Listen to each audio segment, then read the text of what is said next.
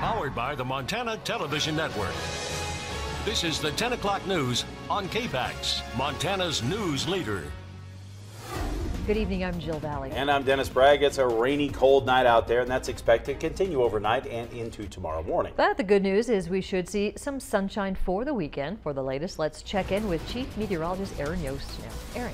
Yeah, it's going to come by tomorrow afternoon for sure across western Montana, especially the southern portion of our viewing area. But today we did see a lot more of this, some gray skies and some scattered mountain snow and valley rain and rain snow mix for some of us. And we will continue to see that here for the next few hours heading into the early morning hours tomorrow. Notice it's really not too much to talk about, but it's there, so it is going to create perhaps some slick conditions if you're caught underneath one of those snow bands or some of those rain showers, which we will get below freezing tomorrow morning, so it will kind of refreeze out there on the roadways. We do have an improved weekend expected for more moisture early next week. All those details coming up. A special session of the Montana legislature gets underway Tuesday to talk about the state's multi-million-dollar budget hole. Governor Steve Bullock is proposing a three-pronged approach to fix it.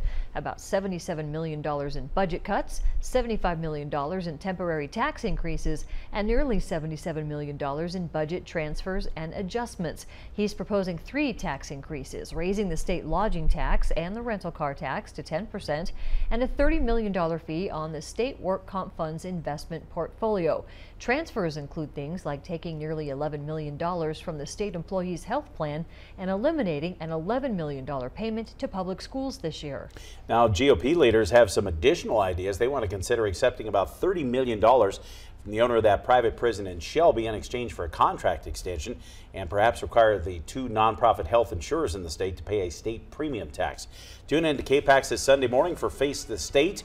We'll preview the upcoming special session with Representative Jenny Eck of Helena and Rob Cook of Conrad. That airs at 6:30 a.m. Sunday. You can always set your DVR too if you're not up that early and catch it at your convenience. In Mineral County, a committee is now trying to figure out how to reopen the jail. They've identified 2 key issues, and both the sheriff and commissioners are working to come up with solutions after they had to relocate their inmates because of staffing shortages. Last Friday at the weekly commissioners meeting, a jail committee was established. Now, according to County Commissioner Roman Zalawi, it includes the sheriff, the undersheriff, 3 members of the public, and 2 detention officers who recently quit. They are working to figure out why people don't want to work at the jail. Zawali says 2 issues have been identified: low salary for detention officers and reportedly questionable policies that have been implemented by jail management. The problems they identified are ones that, between the sheriff and the commissioners can have a quick resolution, because we want to get some jailers back to work. Hopefully, a limited pool of workers in Mineral County, there are still some people who will apply for the job. In the meantime, Mineral County arrests are being sent to the Sanders County Jail in Thompson Falls. That's 75 miles away, and it costs them almost $70 per day per inmate. On Monday night, the committee will present their findings and recommendations to the commissioners at a special meeting to try to get this jail reopened. The public is invited to this meeting. It's happening at 5:30 at the County Commissioners Meeting Room in Superior. Salute the Badge is brought to you by Montana Railing, supporting the Main Street of Montana for 30 years. When you see our firefighters and police officers at work, you don't often realize many of them are veterans or continuing an active military career in the Reserves or National Guard. And for one Missoula firefighter, it's a combination that's taken him from the mountains of Montana to the mountains of Afghanistan on his missions of public service. Call for fire or medical help in Missoula, and chances are you'll see Kurt Shields behind the wheel. But it was the military life that called him away right after he graduated high school, beginning a 5-year stint in the Navy. Kurt served on search and rescue missions, including time as a rescue diver, one of the most demanding jobs in the armed forces. But when he came back home to Missoula, he jokes there weren't many Navy opportunities in Montana. So he signed up with the Army Reserves, where he's been on a variety of missions over the past 15 years, including time in Iraq, Afghanistan, and other campaigns in the Middle East, working on everything from helicopter operations to engineering. It was great to get to travel. You didn't know where you were going, but you're going somewhere, and I got to see and do a lot of stuff I wouldn't have done. And coming from Montana, it's a big world. It's cool to get a chance to go out and see that kind of stuff while you're working. But 5 years ago, Kurt decided to add something else to his resume, getting a position with Missoula Fire. Fire department's a great job, great experience for me, and I think probably being in the military first made me a good candidate to get hired here. In fact, Kurt was grateful Missoula Fire held a position for him while he finished deployment and has helped him continue to serve overseas. And while there are similarities, there are differences too. Yeah, there's a lot of differences, and I think the biggest difference is being real junior here and being senior in the military. That's kind of different change of pace.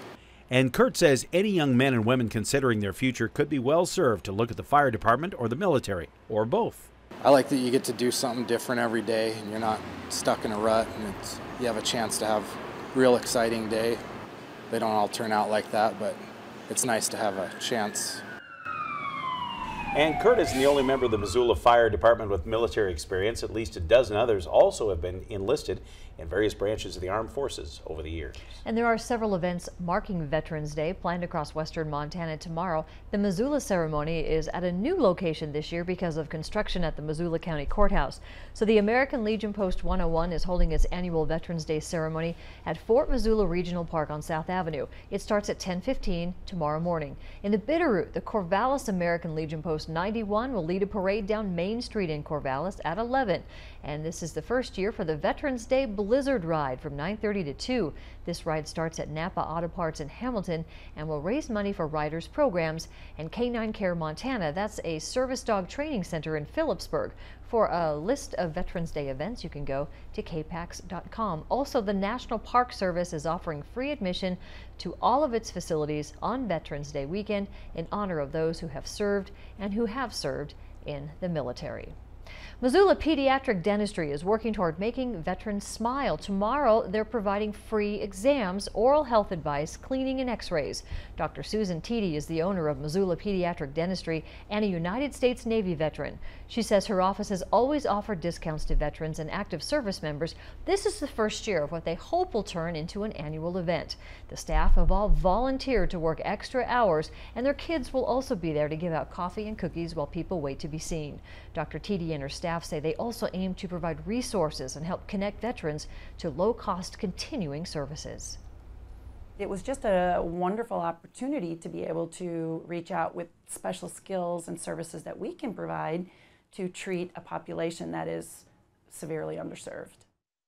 Missoula Pediatric Dentistry will be open to veterans beginning at 9:30 tomorrow morning. They'll stop accepting new patients about 1:30 in the afternoon, and they're located right there on Reserve Street, just off Reserve Street. Good service, no doubt about it. Yeah. Aaron's back with your weekend forecast next, and a look into what could be a stormy next week. And coming up, how bionic arms are helping workers take the strain off their bodies. Coming up after the break here on KPAX.